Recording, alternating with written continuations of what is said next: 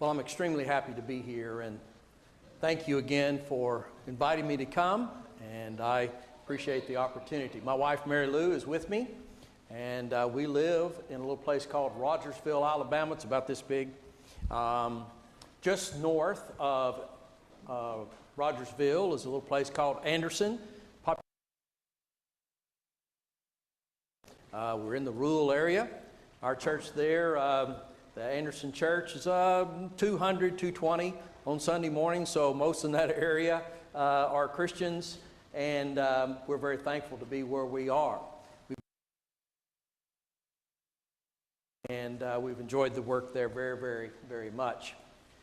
So from time to time, I go to other places and hold meetings and preach and so forth, but last few years I've been going to Zimbabwe, Africa. And so I'm here today to talk to you a little bit about Africa. And my guess is you are already, as been announced, familiar with overseas works and so forth. And Zimbabwe is just one place out of many places in the world where there are Christians and there are needs, tremendous needs. So I'm here to appeal to you, to inform you, to encourage you, and to beg, borrow, and steal all I can. So to help brethren that are in need, and I know that you are very concerned about those kinds of things, and I appreciate your opportunity, the opportunity to be with you. So there may be some charts that'll flash up there that I'm going to pass over. I'm guessing that y'all typically get out at 11 o'clock. Is that about right? So that's just 20 minutes, and I have 4 hours worth of material. So I do hope y'all brought you a sandwich. But anyway, no, we won't stay that long. But I may pass over some charts to go on and talk to you about something else. But if you have any questions about anything that I present, show, or talk about, please, after services, please don't hesitate to ask. I'll be glad to help and answer those any way that I possibly can. This PowerPoint presentation is on the desktop of this laptop up here, and if you need to get a electronic copy of that, you're welcome to get that. It's not copyrighted or anything, so just some pictures and so forth. So just recently, another trip to Africa, and was there from June 23rd to July 10th.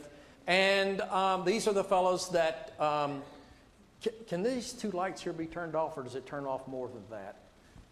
That's a little, you know if that'll work? If that would help, maybe.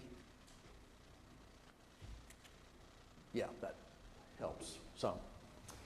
All right, so there's the crew. On the left there in the front, that is Steve Klein. He preaches at the East Side Congregation in Athens, Alabama. Next fellow is Joe Greer. He is down in South Carolina. The next guy is John Gibson. He preaches in Athens also. The last guy on the right is Ted Corder. He also preaches in Athens. The middle guy there is Kevin Morrow. He lives in Bowling Green, Kentucky. And then yours truly.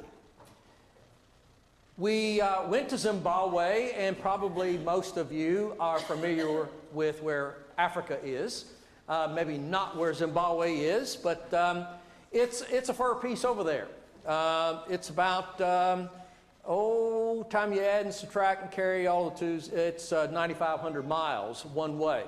So it takes a couple of minutes to get there. And just to show you as well, expenses, I'm not here asking for any reimbursements of anything, just giving you an idea that it is quite expensive to fly over there and the flights that we have. You'll notice there the travel insurance that's there, $239.33. If you've never been overseas, you need insurance. My Medicare doesn't work over there. So travel insurance also includes health insurance, and if you have to get transported, and God forbid that you ever get sick in Africa, but if you do, at least you can hopefully get out, and that helps with that. Plus, there is food, hotel, fuel, etc., expenses. So it's not unusual for one person to go to Africa and need anywhere from $7,000 to $9,000 in expenses. So it's very expensive, and you can't go over there just for 10 minutes and come back home. You need to get your money's worth when you go over there. This is Zimbabwe, concentrated in Mutare. Mutare is right there on the border of Mozambique, and it's a mountainous area there. And but there's lots of great work that goes on in lots of other areas throughout the country. This gives you a little bit of an idea. This is very difficult to see, but the United States there is compared. Can you vaguely see the outline there of Africa? You can see that people tell me, ask me, said, oh, you've been over to Africa? Yes. Where were you? Zimbabwe. Well, we know some people up in Egypt or Libya. Did you see them? You understand the distance. But no, we didn't see them. It's a big place. To give you a little bit of idea of the United States of Zimbabwe. Some of you may remember way back in the day that Zimbabwe was referred to as Rhodesia. Rhodesia. And some of you might be familiar with Patty Kindleball or Foy Short. They were tremendous workers in the day back in Rhodesia. But this is the country of Zimbabwe today. Just to give you a little bit of a breakdown of some of the things, we did a lot of things, stayed places, bought a lot of food and so forth, and fuel, $6.80, 88 cents a gallon. Usually that's diesel that there. And, there's a lot of expense in going over there and helping and just living. What is interesting there,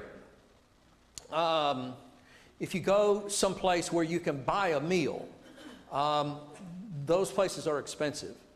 And it's not unusual to pay $12, $15 a plate there, and just for food. So it's like here, it's getting more expensive all the time, but it is expensive there. So I visited a number of churches, probably was with a little over 1,000, maybe close to 1,200 Christians. There are a lot of Christians in Zimbabwe. I have no statistics to back it up, but I'm just guessing that there are more Christians in Africa than there are in the United States. My guess is that if it hasn't already happened, it's getting close to happening, that there are more Christians in Central and South America, including Mexico, than there are in the United States. And there may be one day, maybe not in my lifetime, maybe not yours, but that those places will be sending missionaries to the United States. Things change. Lots of churches. I'm going to just show you examples. These people you're not going to know, but I just want to show you some pictures of some real people. Real people. They are real people just like us, different color, speak a different language, but they are nonetheless God's people. Very dedicated to God, and just wanting you to know that 10,000 miles from here, there is a little place called Zimbabwe. Lots of people that are Christians that on the Lord's day, they are worshiping God. And this is a fellow by the name of Elijah and his wife Blessing at the Maduma Church. I just wanted to read just a couple of these. Elijah, when I gave a report of the congregation, I think Singing River in Florence, Alabama supports him, but he says, pass the hunger word to them. As you know, we are in a drought. I'll show you a little sign maybe at the end, or clipping, that in 40 years, this is the worst drought in 40 years in Zimbabwe. And the drought that is now has been going on at least a decade or more. It's a tremendous problem of the lack of rain. They get some rain, as far as crops are concerned, the wrong time. They may get rain now. They're the southern hemisphere, so our winter, their summer. and they've gotten some rain at the early part, and they're able to plant a few hybrid corn seed, but more than likely they'll not get, for the rest of the growing season, the rains they need. The crops will burn up because it gets extremely hot in Zimbabwe. But he mentions about food, he mentions about Bibles and hymn books, and his appreciation for the help that they are getting. This is the Meduma Church. I visited there a number of times, and there are about 145. The little building in the back there is actually where they worship when weather is not very well. And excellent people, good people of God. And this is inside. That is Trimore. He's translating for me. They speak in Shona language in Zimbabwe. And most of them do speak English. But to make sure that everyone understands what is being preached, we use a translator. Another couple of fellows, well, that's Elijah again, but another fellow by the name of Naboth. Again, good workers of the Lord there.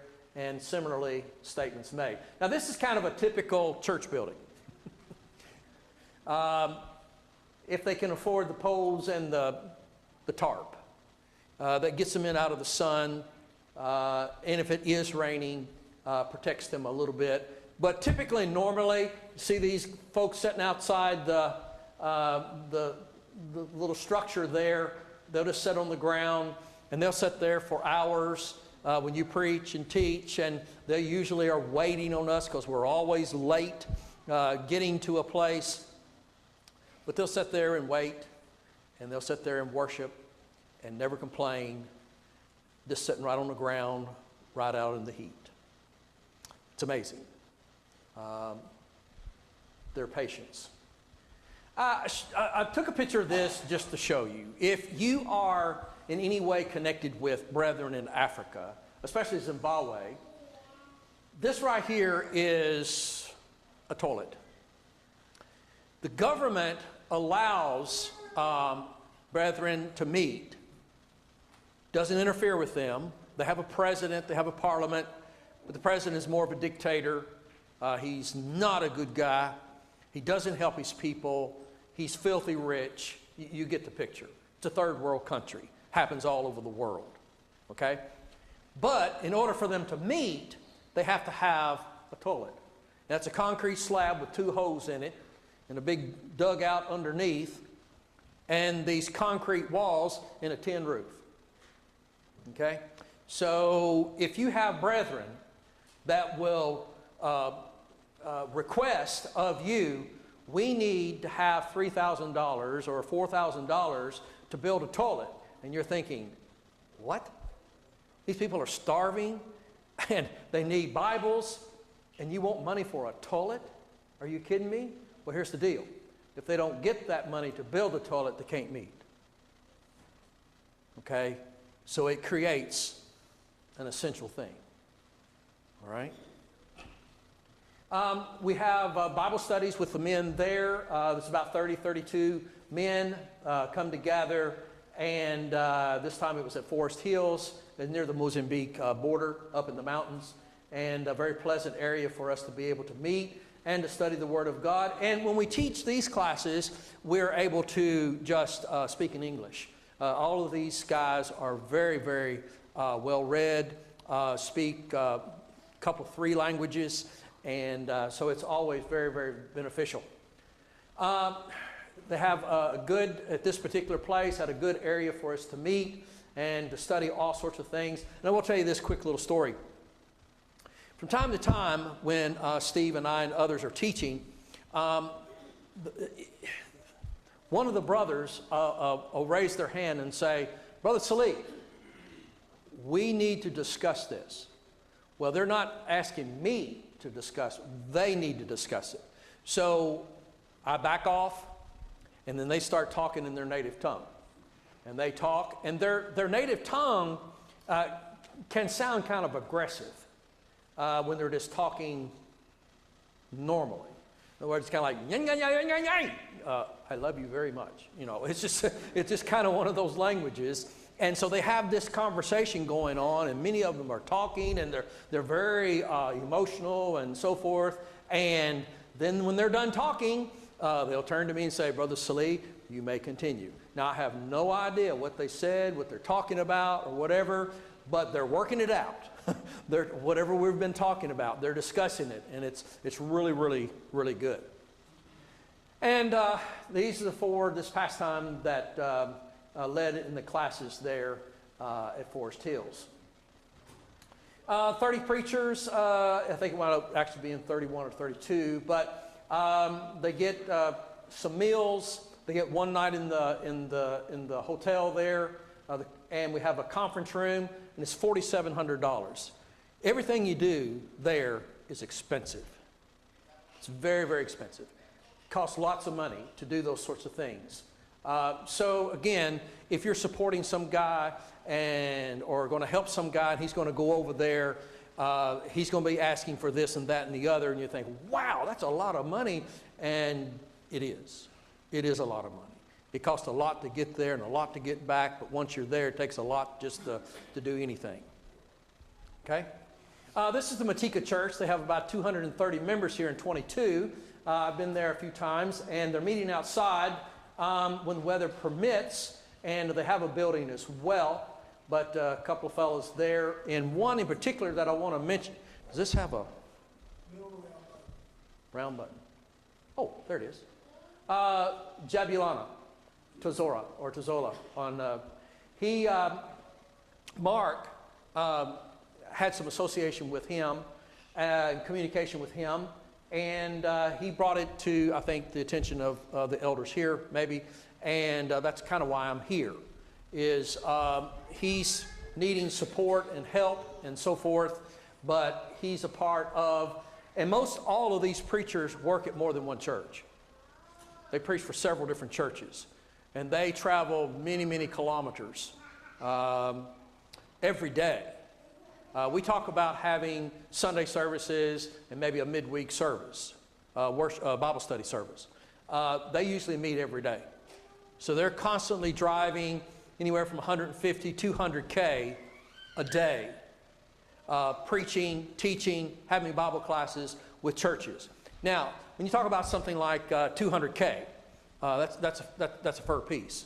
What was that, 150 miles maybe? 100? I forget how it breaks down, but something like 150, 160 miles. And then gas is $6.88 a gallon.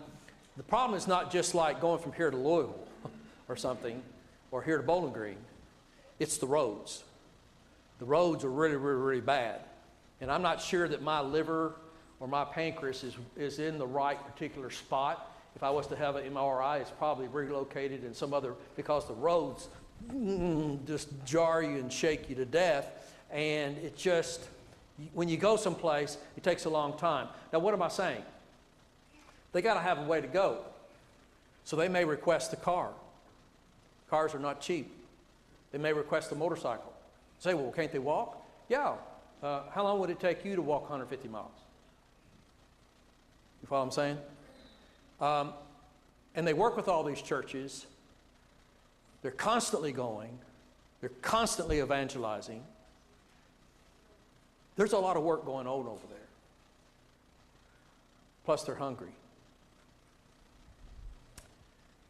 There's lots of orphans.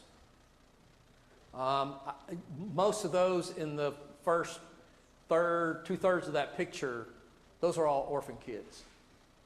Orphans of Christians who have died. Okay? There's lots of those there. You can help personally to send one to school if you want to. $150 to $175 a year to send a kid to school. You can do that personally, individually. Just helping them. Where do all these orphans live? With the members. Most of the brethren there, and especially the preachers there, if they have a husband and a wife, and then they have 3 or 4 or 5 kids of their own, they would generally have 1, 2, 10, or 5 orphans living in their home as well. So there's anywhere from 10 to 12 people that live in one house. So when they're asking for help, food, that sort of thing, you understand what they're having to do. This is inside that Matika church. Last time I was there, about 250 members there, and they have been growing and growing. And one of the great things is, first church in Zimbabwe that I know anything about that now have elders and deacons. And that's been a tremendous thing that they were able to appoint these men, had a good opportunity to be with them and study with them and while I was there.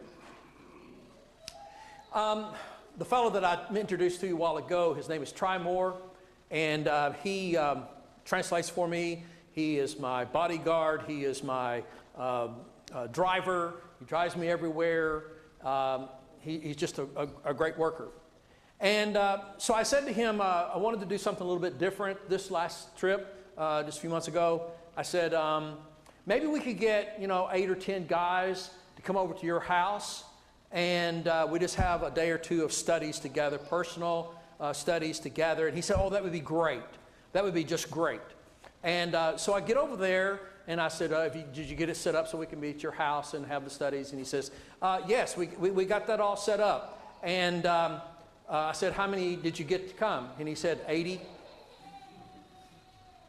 Well, I had mentioned to him, I said, if you get, 6, 8, 10 guys to meet at your house, I said, maybe your wife, Melody, I'll pay for the food, and maybe she could cook us something so that they'd have something to eat while we were there.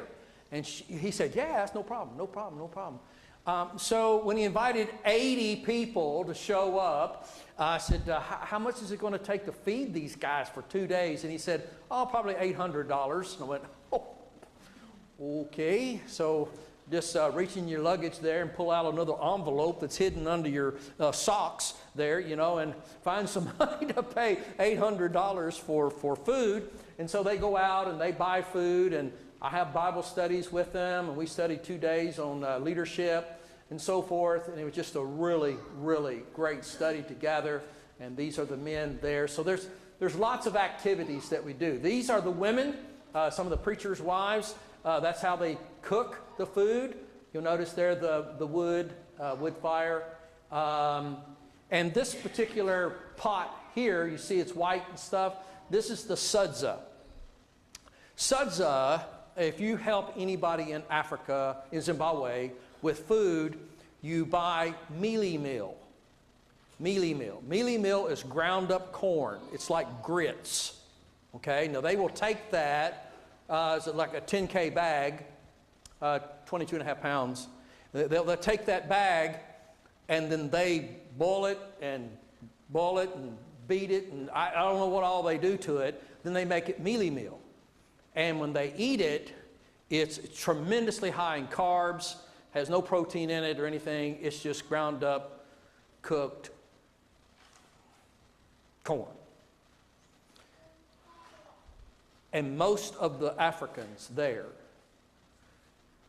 depending on how much mealie meal they get, they'll eat that once or twice a day. That's their food. That's their food. That day, they were able to buy, I'm not exactly sure what they bought. They bought something that had meat on it, and it was all bloody and hanging up and stuff. I don't know if it was what it was, but they bought one, and they fixed it up. This is Jabulana and his good wife, Laureen. They're a sweet couple. He's about 35 years old and looking for support and help in his work there. I don't want to go forever and a day here, but just to show you, this is where Jabulana preaches at. There's about 80 families there, and they have a really nice building. They've got metal roofing there to get in and out of the weather, and it's a really good place. About $2,200 a month will feed that church. About $2,200 a month. And someone says, well, how long do you have to do that? Until they don't need it. When is that? The good Lord above knows that. Don't know. I don't know that there's an end in sight. We should be praying about it. They are. They don't want to have to receive funds that way or food that way. They want to do it themselves. They want to provide for themselves. They're very prideful, just like you would be. But with no money to buy seed, no money to buy fertilizer, and with no rain, what are they going to do? Die if they don't get anything to eat. That's the short of it. You can order the meal, or a mealie meal. They can have it delivered. Costs anywhere, depending on how much you have or need, but they'll charge anywhere from $100 to $200 to deliver it. And remember that it's flatbed trucks using diesel. They drive way out in the boonies. They call it the bush. It's the rural areas, and they go out there and deliver the food.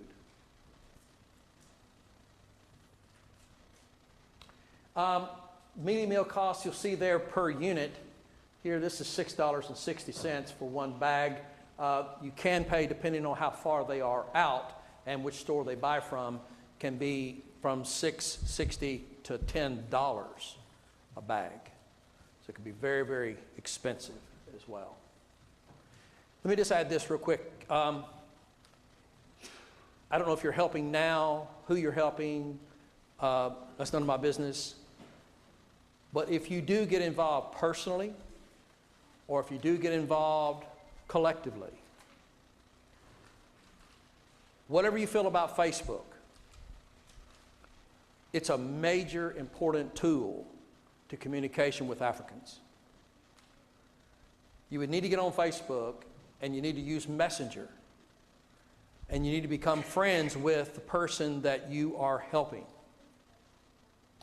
And then when money is sent to that person, you need to see pictures, and if all possible, that the pictures are date coded, that the money was spent for food. Why am I telling you this? There are lots of crooks in Africa. We don't have any in the United States. Everybody here is good people. Nobody ever steals or cheats or lies in the United States. All the liars and cheaters and stealers live in Zimbabwe, Africa. Okay? Tongue in cheek, right? And make sure they give you pictures of the delivery. Date, coded, picture, however you say that, is helpful. Okay? When we go to teach classes there, we talk transparency, transparency, transparency, transparency. It's so very, very, very important. Good, faithful men over there, and there's a lot of them, but there's a lot of bums too. Do not accept friendships on Facebook from someone that just claims to be a Christian in Zimbabwe. You're setting yourself up for problems. Make sure that you only befriend someone that you know who has had boots on the ground in Africa, that they are godly people. Even then, it can go south. Buyer beware. Just want to show you this. This is a field that's, I think, a non-Christian is allowed some Christians to be able to use, and they've tried some winter crops there. You can see the rice there that they're trying to grow. And but because of the drought, the crop this year failed. The ponds dried up. The water situation is becoming so bad as well that they're having a difficult time finding just a place to baptize someone. So it's water, it's food. It's becoming a major issue with brethren. So some brethren helped to dig a well. That was about $6,000. Was able to get some of the materials for drip lines for irrigation, and it has been successful. This is a recent picture, That's little Timothy there. And you can see that they're able to raise some corn with this well.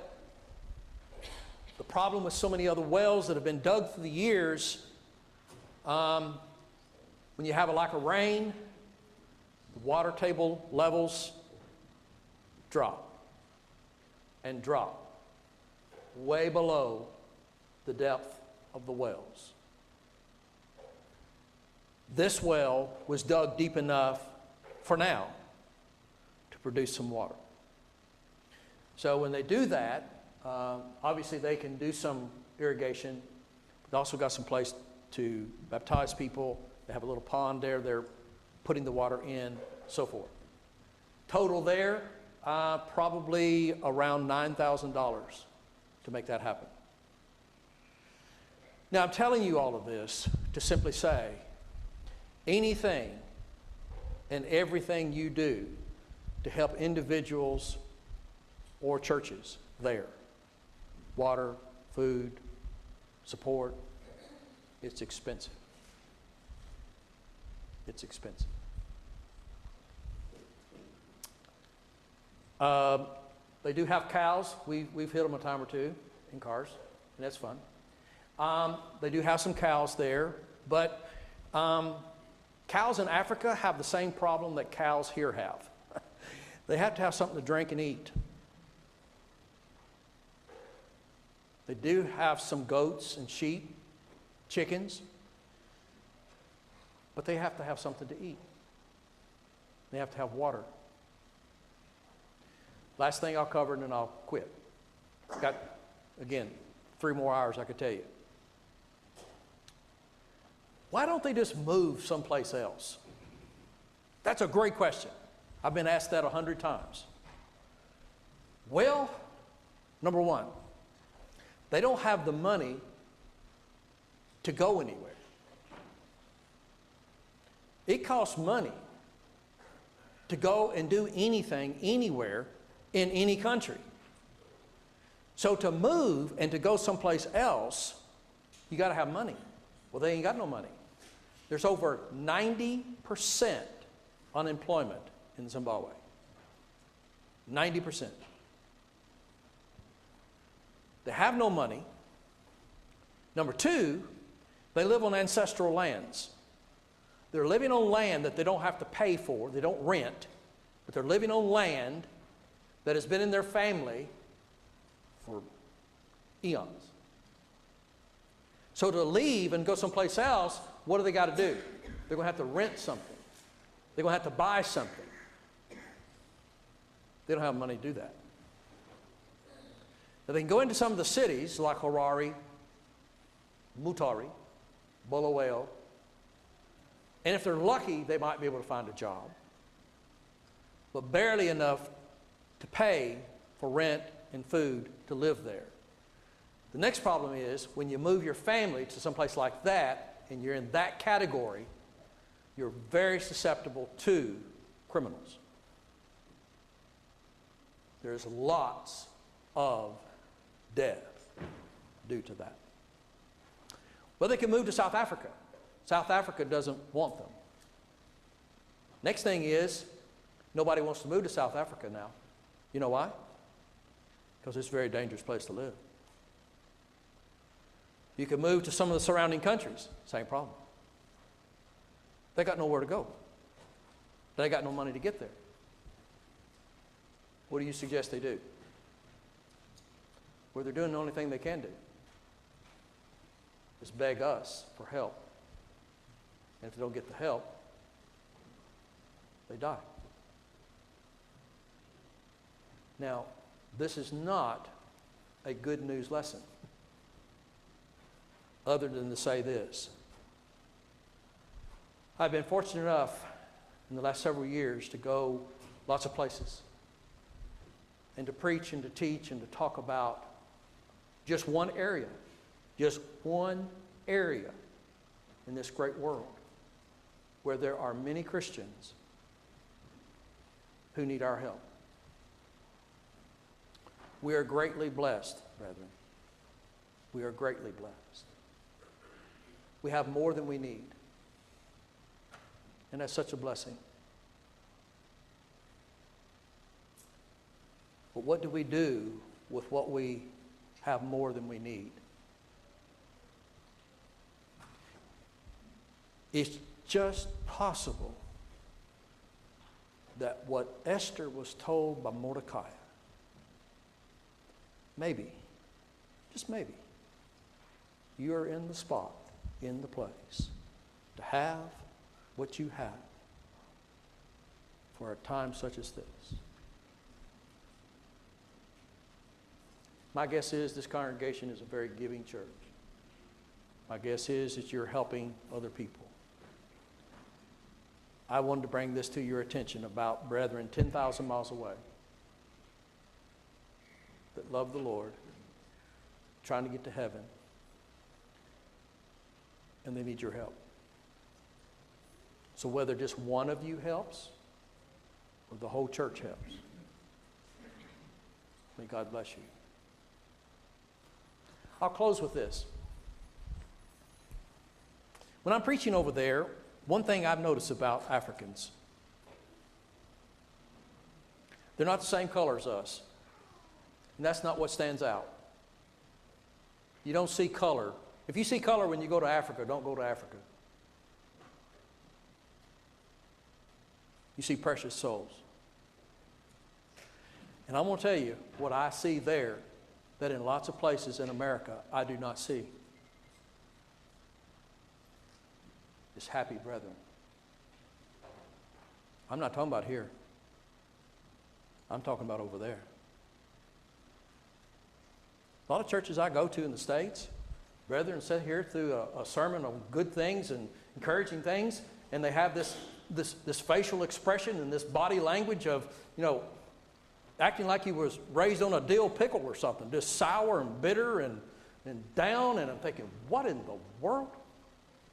When you preach in Africa, you don't see that. They got nothing, and they're the happiest people there are. And when they sing, oh man, the file is just too big, but I used to make presentations and give you examples of them singing. I've been in Central America, and the same thing is true. When brethren sing in these third world countries, they sing and you think their lungs are going to come out.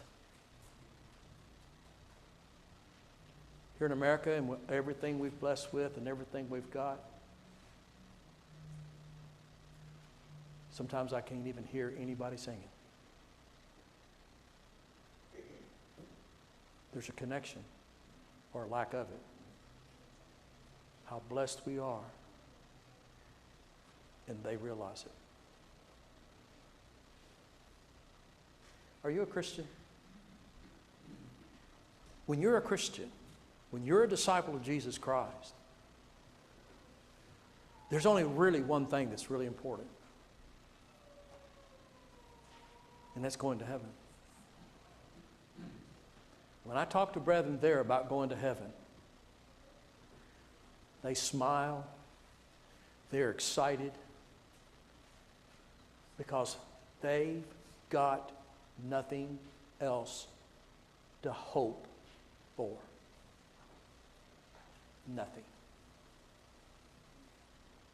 That's all they have, is God.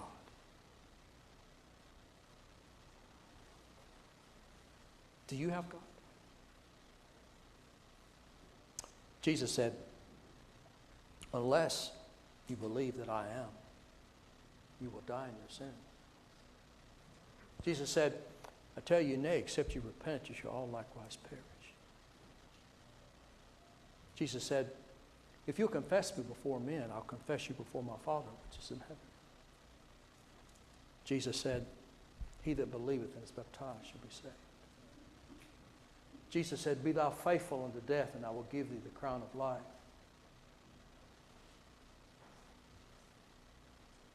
Are you listening to Jesus? In Bible class, you remember what Jesus said? Pray for laborers. pray for laborers. The harvest is plenteous, but the laborers are few. Will you be a laborer for the Lord? Will you help His people? Listen to Jesus. He loves you. He'll save you. And He wants you. He wants me to serve His people. Won't you come as we stand and sing?